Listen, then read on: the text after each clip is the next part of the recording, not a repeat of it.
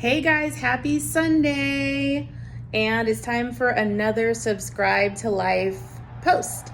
So today I actually thought new year, new you. A lot of you guys are out there doing New Year's resolutions, exercising, getting into nature, getting some DIY crafts on your to-do list, all the good stuff. So as you know, here on this channel, we do talk about all of those and the above.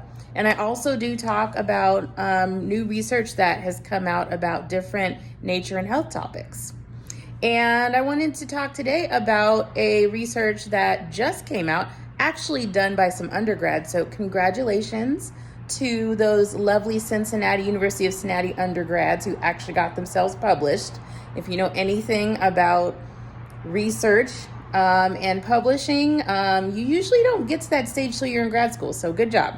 But this one is about cell phone use. So I don't know about you guys, but I sometimes am addicted to my cell phone. I have tried to avoid it. I don't want to be one of the number of people that are in that count. And I am taking measures to not be that. But I do. Oh, and just to make sure, I hope you guys are not watching this on your phone. If you are, watch it and then go do something else. But that aside, I have some research I wanted to talk about that's related to the cell phone. And the research was done about cell phone usage, and for our purposes, it is talking about those with obsessive compulsive disorder. However, I highlighted a couple things that relate to all of us, because no matter if you are diagnosed with somebody that has a very real problem with obsessive compulsive disorder, or someone who just can't let go of technology, I think it's still relevant, the things that we need to learn there. So I'm going to go ahead and post up this lovely article right here from Daily Science Daily. And they were reporting research done by some undergrads from the University of Cincinnati, just came out January 13th of this year. And it's really interesting. In the article, they talk about how, and this is probably not a surprise to any of you, couple facts. Number one, if you are somebody that constantly is on your phone. Now remember, it does say OCD, but think about us as laymen who don't have these diagnoses.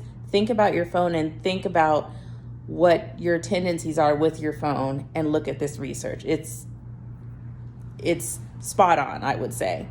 So in this research, they're saying, there is something called internet usage theory, believe it or not. And internet usage theory says that you will go to internet technology usage. Sorry, you'll go to any technology if you are somebody who is experiencing negative emotion.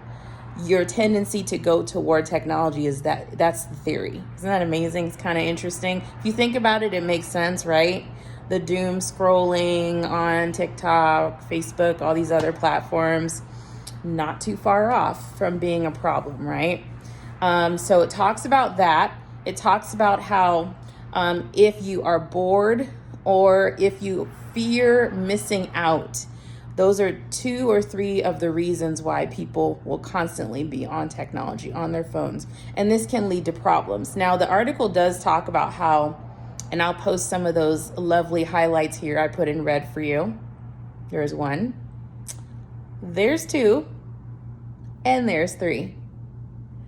And in these, it talks about how, especially if you have the disorder OCD, it can be detrimental to your health. But can you guys think about, even those of us who don't have this kind of diagnosis, how it really can impact you? It steals your time. It steals your energy, right? You feel drained and you're not really sure why. You do learn some cool things when you're online sometimes, but you can also feel really drained.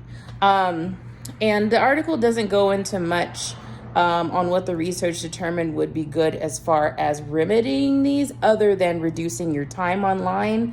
But I'm going to tell you how my weekend was, and I hope that you maybe have that as something naturally that can help you. Even though it's not research-based, it definitely helped me, and I hope it helps you. Get out of the house. I know it's amazing. It's a phenomenon unlike any other. But yes, get out of the house.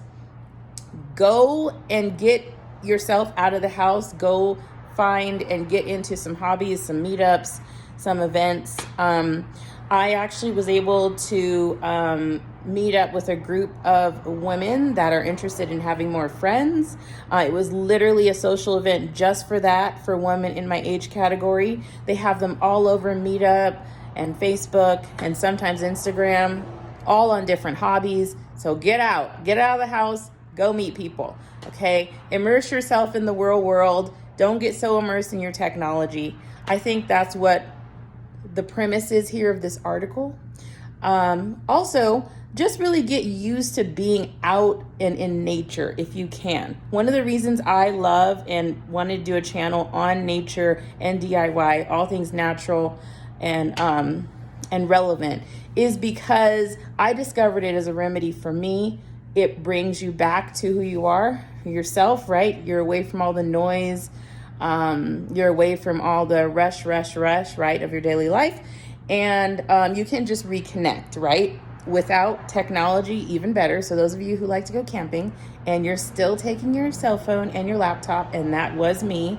I have been that person because obviously emergencies and such. Just don't overuse it. Set a time to use it and then put it away. Another thing, last thing, that's really helped me, for those of you who are trying to reduce your technology but still keep relevant to hearing news and hearing from family, at nighttime, watch your sleep hygiene. Put your phone in the other room. Put your phone in the other room, make sure the alarm is set, put the ringer on high, of course, so that you can still hear the alarm through the door if the door is closed, but you have the most serene sleep. You're not interrupted by those vibrational waves that a lot of the technologies have, right? Because even if the phone you're not looking at the phone, but it's on and near you, it can still affect you. So those are just my tips. Get out of the house, put technology away or limit it, and have good sleep hygiene. But check out this article if you can. I hope it helps you guys. I will see you guys later this week for another posting. I'll surprise you. I know that I also need to update you guys on my caverns trip. I took a little hiatus in December, so I'm glad to be back on here. So I will update all of you on that, and I will see you soon. Subscribe to Lifers. Bye.